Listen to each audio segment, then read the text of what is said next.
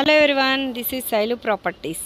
ఈరోజు మీకు గచ్చిబౌలిలో ఒక మంచి రెంటల్ ఇన్కమ్తో మీ ముందుకు వచ్చేసాము.